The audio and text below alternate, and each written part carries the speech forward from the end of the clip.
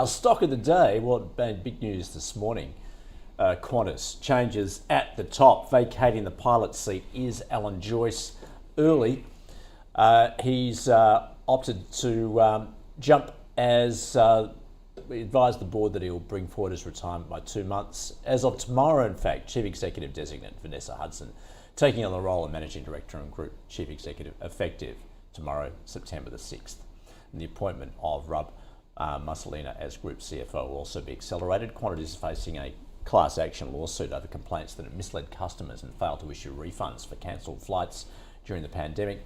It's also facing legal action from the ACCC in similar claims, just as far as the airline selling tickets for already cancelled flights.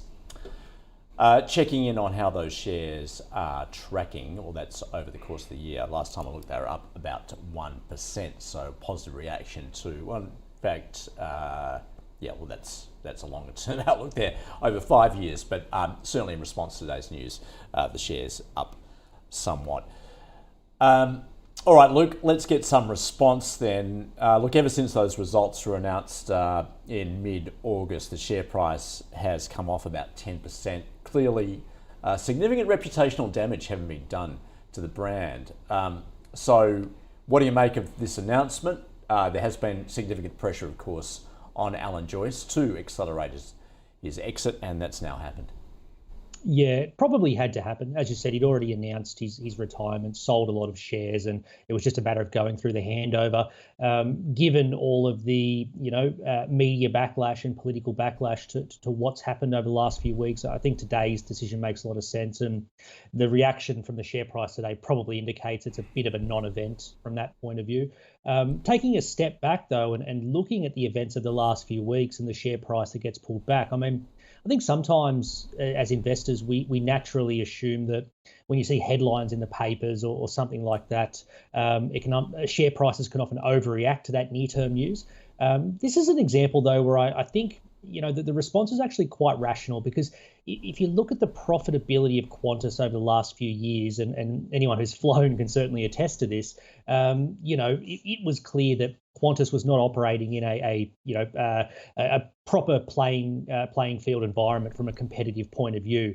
It was always going to be a question of sort of what was the catalyst to change that. And I've always naturally assumed that airlines being airlines, just naturally over time, as COVID becomes more and more in the rearview mirror, you'll see new airlines pop up, international peers come back to Australia, and Qantas's outsized margins will have to come down.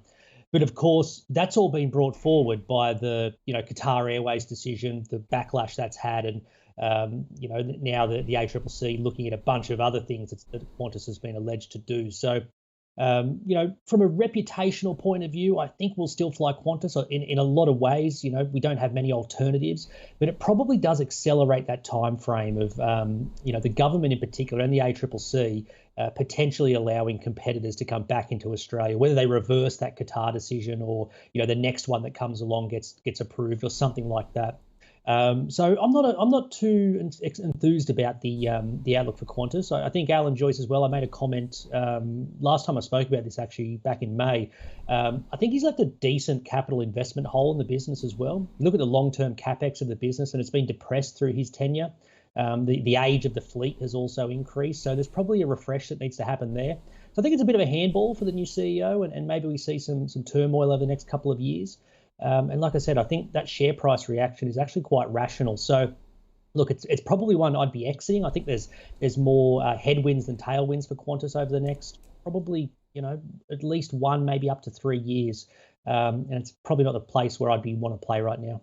Yep. All right. Well, when you're talking airlines, you want tailwinds. You don't want headwinds, do you, Rudi? So, look, talking about the rational market response we've seen since the results. Yes. So, would you agree with that? When you talk airlines, I think you want cheap tickets and just forget about the share price. Yeah. But you're talking from a customer, not a shareholder point of view. No, both. I'm so not a fan of investing in airlines. I mean.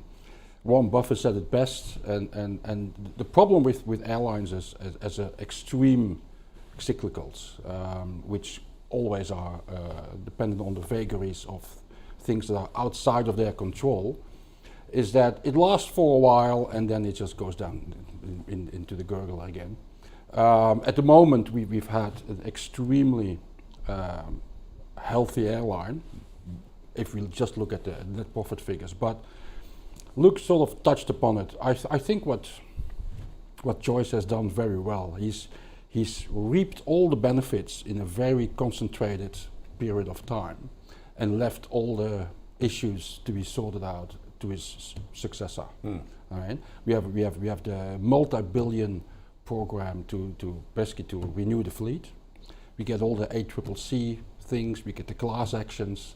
There's also, in an irony, there's also questions about his own share trading, let's call it like that. Yeah. I'm old enough to remember when the dinosaurs roamed the earth and we had René Rifkin introducing Tipsy to Australia.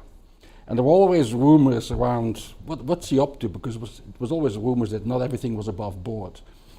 The irony here is that René Rifkin ultimately ended up in jail because he made $500 out of Qantas shares at the time, which you got convicted for insider trading. So maybe that's a circle going around again. It started with Qantas shares and maybe it can get a tail end again for Joyce. But I don't think too many people, except the shareholders who made an absolute killing out of Qantas when they bought it at the bottom.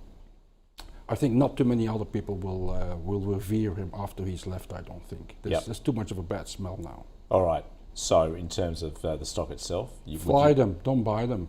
Right, it's a sell. I never go there. I never sell because I don't own them in the first place. Yeah, okay, but if you held them, you'd... I wouldn't.